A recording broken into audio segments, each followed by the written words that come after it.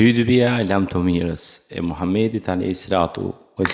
O njerëz, dëgjoni se ç'do t'ju them, se nuk e dija do t'ju takoj më në këtë vend pas këtij viti. O njerëz, friksohuni Zotit dhe respektojeni atë. Bëhuni të njerëzishëm dhe të drejtë ndaj vetes dhe ndaj të tjerëve. Kjo është dita e flijimeve në emër të Allahut. Vërtet gjaku juaj, nderi juaj dhe pasuria juaj janë të shenjta për ju, derisa të takoheni me krijuesin e juaj. Ashtu siç është e shenjtë kjo ditë në këtë muaj dhe në këtë vend. Ruani, respektoni dhe nderoni vlerën e personalitetit dhe të dinjitetit njerëzor. Njeriu është vepër madhështore e Allahut dhe mirë për atë që e përçmon nderin dhe dinjitetin e veprës së Allahut. O njerëz, ju pashmangshëm dhe pakthyer do t'i ktheheni Allahut të madhërisëm dhe ai do t'ju thërret në përgjegjësi për veprat dhe punën e juaj. O besim drejt, dijeni se ka përfunduar koha e mosdijes dhe traditave të këqija, të cilat i kanë sjell aq fatkeqësi gjithë gjinisë njerëzore. Unë ju kam treguar rrugën e shpëtimit, të cilës duhet hecur. Sendet që u janë dhënë amanet ruani si të juajat dhe ktheheni ato besnikërisht dhe me kohë atij që i përkasin. Gjakmarrja është e ndaluar. Të gjitha akuzat e këtilla të cilat rrjedhin nga koha e ignorancës anulohen. Akuza e parë e cila anulohet është gjakmarrja e Xhaxhajtim ibn Abdul Muttalibit, të cilin të pafajshëm e vran njerëzit nga fisi Hudhail. Kjo gjakmarrje le të harrohet dhe të gjitha të tjerat në të ardhmen le të falen. Fajdja dhe kamata janë të ndaluara. Huadhënësin nga huamarrësi duhet të marrë vetëm atë që vërtet ja ka huazuar. Huat e para që i nënshtrohen këtij vendimi janë huat e Xhaxhajtim Abbasit, i cili ka pasur mjaft bozhli. O besim drejtë, faljani kamatat bozhlive. Dëgjojeni këshillën time dhe pasuria juaj do të shtohet, sepse juve ju mbetet kryegjeja për tregti dhe punë të ndershme. Nëse këtë nuk e bëni, dijeni se keni zemëruar rënd Allahun dhe të dërguarin e tij.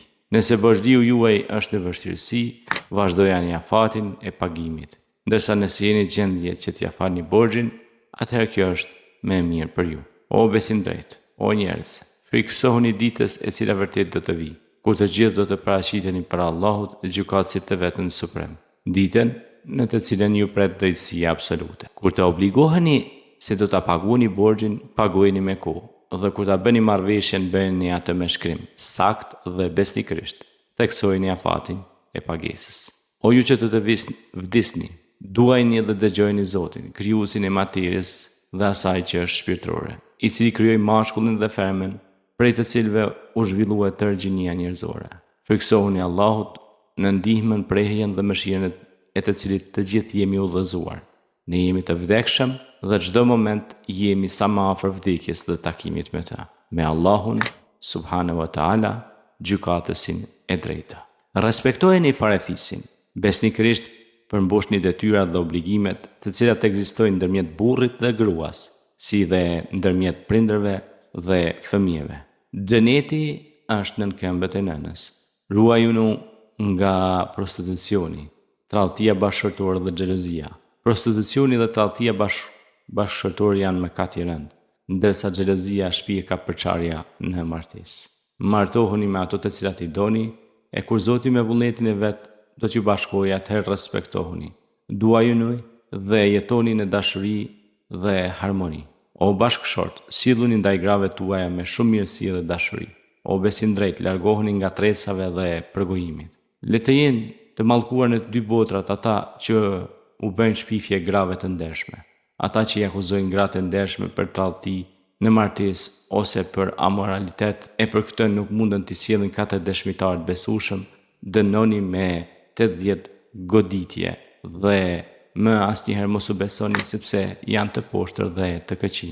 Nëse ndjeni se ndaj gravet juaja ju është dëmsuar dashuria, mos nxitoni në shkurorëzim, por mendoni mirë, sepse Zoti nëpërmjet këtij sprovimi ju udhëzon në rrugët e fatit të ri dhe të madh, me të cilin dëshiron t'ju përgëzoj. Mos kërkoni shkurorëzim pa shkaqe të arsyeshme, sepse prej të gjitha gjërave që Zoti i ka leju, më së tepër më e urren shkurorëzimin. Gratë juaja ju janë dorëzuar në besë të Zotit. Pra respektojeni, o besim drejt, ato amanet të Zotit. O njerëz, sot djalli i mallkuar është i dëshpëruar sepse ka besuar humbje dhe nuk mundet më të ndikojnë në ju. Megjithatë, gjithnjë bëhuni të kujdesshëm që ai mallkuar të mos ju lajthit as në gjërat më të vogla. O besim drejt, kur e caktoni dhe ndani ndërmjet vetes trashëgimin, bëhuni të drejtë dhe përmbahuni librit të Zotit. Ruajini pasurinë të mitërve, të paaftëve dhe të marrëve. Zoti çdo njeri ja ka dhënë të drejtën e vet. Andaj nuk ka nevojë të lihet trashëgimtarëve testament, ndërsa si testament nuk mund të lihet 1/3 pasurisë. Fëmia i takon atij në shtatin e të cilit është lindur. Kush po hën se i takon tjetër kujt përveç prindrit, atë do ta zë mallkimi i Zotit. Nuk i lejohet gruas të jep diçka nga pasuria e burrit të vet pa lejen. Borxhin duhet paguar, ndërsa sendin e huazuar duhet kthyer. Dhurata duhet kthyer me dhuratë. Kush hyn dorëzan për dikë obligohet me përgjegjësi për dorëzanin. Me robërit dhe shërbëtorët silluni njerëzisht. Ushqeni ata sikur që ushqeheni vet dhe vishni ata sikur që visheni vet. Nuk guxoni të bëni keq as të keq përdorni. Edhe ata janë njerëz, edhe ata janë shërbëtorë të Allahut. O besim drejt, dijeni dhe mos harroni se të gjithë muslimanët janë vëllezër. Ju jeni plotësisht të barabartë në të drejtat dhe detyra. Arabi ndaj arabit, arabi ndaj jo arabit nuk ka kurfar përparësie. E kjo vlen edhe për të ziun ndaj të kuqit dhe për të kuqin ndaj ziut, përveç në devotshmëri. Të gjithë ju jeni pasardhësit e Ademit, ndërsa Ademi ka prej ardhin nga dheu. O musliman, kujdesuni, duajini dhe ndihmoni mes veti. Nuk guxoni ta ofendoni njëri tjetrin e as t'i grabitni diçka njëri tjetrit. Ky është mëkat i rënd. Merrni vetëm atë që ju jepet me dëshirë. Respektojeni pacenueshmërinë e pasurive tuaja derisa janë në frymën e ligjeve të Zotit. Islami dhe interesi i përgjithshëm le të jetë mbi ju dhe mbi interesin tuaj. Përkushtoja në Islamit jetën tuaj dhe në punën për Islamin jepni prej vetes gjithçka që mundeni. Kur mos e shkeni të drejtën dhe ndjerni dikujt, mos i bëni dhunë vetes, mos harroni se mëshira është një ndër bazat e Islamit. O njerëz, dëgjoni ç'po ju them dhe mbajeni mend mirë, po ju lë librin e Zotit Kur'anin, të cilit nëse i përmbahni gjithnjë do t'ju ruaj që të mos e humni rrugën e drejtë, rrugën e drejtësisë dhe së vërtetës. Kurani është libri i qartë dhe i shenjtë, vepër e vërtetë e Allahut, fjalë e Zotit dhe fjalë e Tij, në vërtetësinë e cilës nuk ka dyshim. Para vetes se keni tërë jetën time,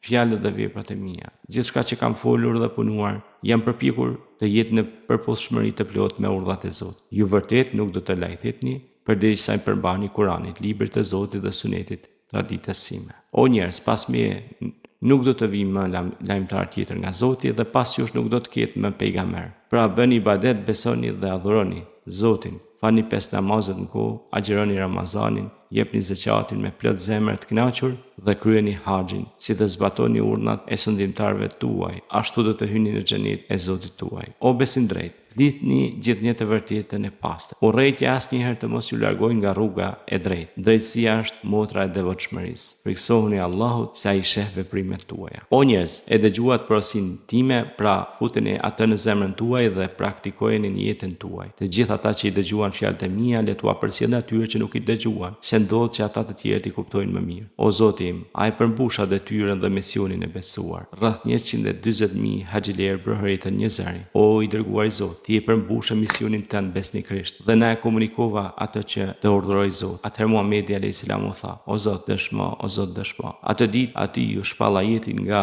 Zoti i lartë mëdhëruar. Sot juve u kam përsosur fen tuaj, plotësova dhuntimin time ndaj jush dhe jam i kënaqur që Islami të jetë feja juaja. Sura Maida ajeti 3.